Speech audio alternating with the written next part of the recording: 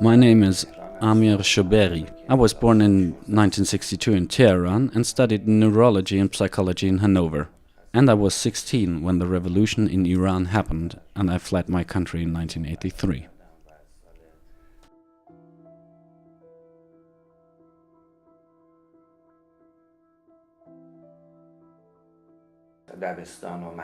In school we had some courses about the last revolution, which was called the White Revolution of Iran. At this time we were talking about modernization and development of the country, but everything was changed by the Islamic extremists. When they took the power, they were executing governmental workers, army officers, university professors and all the opposite party members.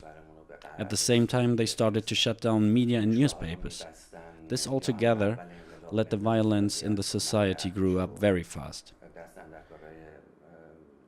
2 years later they provoked to a war with Iraq.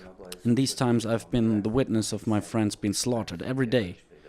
Also whole families were forced to say their sons died for Islam and not for their countries. Soon Iraq requested for ceasefire and peace, but the Islamic extremists declined.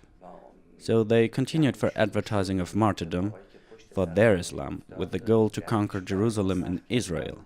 They also were arresting young guys on the streets and sent them to war. And I also was an arrogant young boy thinking to fight for my country and to be obligated to go to war. But I was also aware of this tragedy because I was talking to my friends who came home from war. They explained me how they had to kill people in order not to be killed, and how they felt related to the ones that died next to them. In that time I was a patriot, but my friends said I would fight for the Islam and that I would go to heaven for it. But I was an atheist, so it was paradox for me that the army was not fighting for the people, but for the Islam. With these insights I realized that my dreams of education and peace were impossible to achieve those days. In order to that, I finally decided to flee and to risk my life in this way, rather than to die on that way. It was a terrible cold winter in 1982, and it took me 5 days to pass through the borders of Turkey. In the mountains, I many times faced to death, hiding inside the snow to be invisible against spotlights. In these moments, I always reminded a movie which I have seen, how German refugees fled from Nazis, also through the high snowy mountains to Switzerland.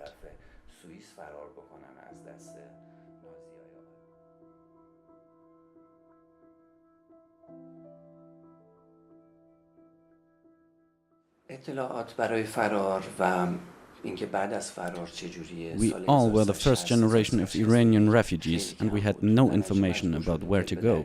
There was no information in the media about asylum. So all the refugees did not decide to go to a particular country. Their goal was just to go to Europe through Turkey. So we stopped in Turkey because all the land routes were closed. It also wasn't allowed to get a visa from European embassies, and so we were entirely stuck in between thousands of refugees for 3 months. The only possibility for us was to get a fake passport and get on the train to Europe. Because of all of these incidents, I was traumatized and sick for a long time. Also today, those memories are still suffering me.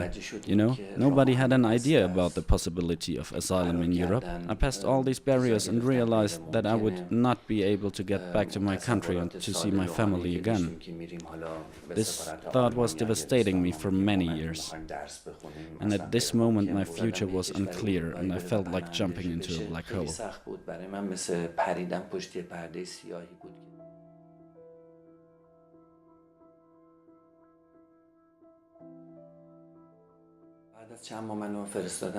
Back in Turkey, we were told that in Germany we would have to work unpaid, but we still decided to go.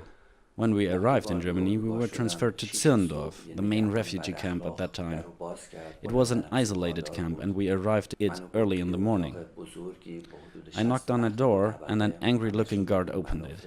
He brought me to a room with many beds and locked the door behind me, without explaining anything. So I was sitting in this cold room by my own and I was feeling deeply sad and depressed. A few days after this welcome, I've got used to the situation in the refugee camp. and got to know some Iranians. At that time, the camp was very crowded, much like today. There were several wars happening in the world, in Afghanistan, Iran, Lebanon, and also conflicts in Turkey, Russia and Bangladesh. As a consequence, the anti-refugee movement became more strong in Germany. Helmut Kohl won the election also because one part of his program was to stop refugees from coming to Germany. To leave and to re-enter the refugee camp became an ID card, the same ID card they took from us, and only gave it back to us when we finished the given tasks in the camp. I, for example, had to work as a cleaner, but some friends of mine had to dig graves. And yes, we all haven't been paid for this work. We also were talked down and the guards ordered us around, which was frustrating me and making me angry. In the nights they kicked our beds just to identify us, and by this chance they often told us to go back to our countries. When I fled the Iran, I was hoping for freedom and a better life in Germany. Instead, I was faced with such situations and started to doubt myself and my decisions. These repressions, honestly, made me hateful against the German society for many years.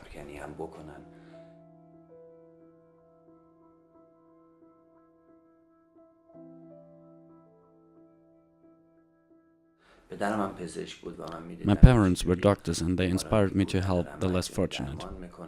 So despite of the psychological pressure I had on those days, I refused to give up and decided to become a doctor also. Fortunately, I could get a scholarship for my studies and I'm still very thankful that I could continue my education here in Germany.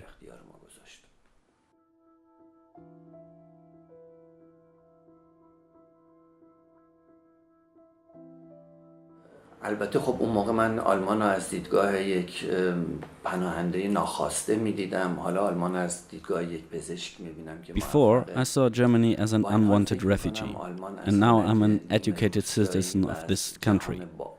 And I can see that Germany has come a long way and made great progress in treatment of refugees. People are more open-minded and the society is more experienced. When I compare it to the past, I feel like we had no help from the people. I remember that I was in Germany for 8 months. The first nicest contact, up to that time, happened in a laundry service. An old lady helped us with a machine as we did not understand how it worked. Today, in Peine, I see that small groups form so they can help refugees. German families are helping Syrian refugees. They help them with translations. When I go to refugee camps, I can see many volunteers teaching them German, giving toys to their children. Now I understand that this society has changed. During the past years, the children saw many different nationalities and grew up with each other. After 30 years, they live together and understand each other. This had a reason. 30 years ago, the German people were still influenced by the effects of the war and the years after. They had very hard years with conflicts and lack of food until the 50s.